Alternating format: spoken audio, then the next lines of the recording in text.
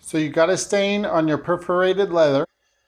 You spray down some of your favorite cleaner on a microfiber and you go to wipe it down, but it's just not coming out the same way it would on the smooth leather surface. So what do? I like to use these little gum picks. There's a plastic core and they got soft little tines on them that fit into the holes just so perfectly. It will not damage your leather. You just go in there and you poke it and it comes right out.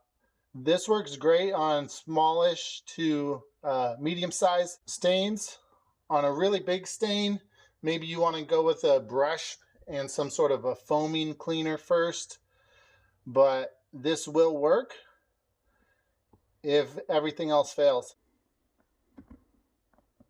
You can see that? Works great. Takes almost no time. And in a few minutes you can clean up your whole stain.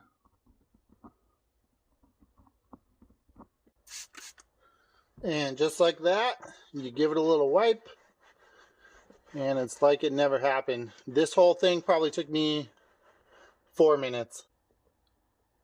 No sign of it.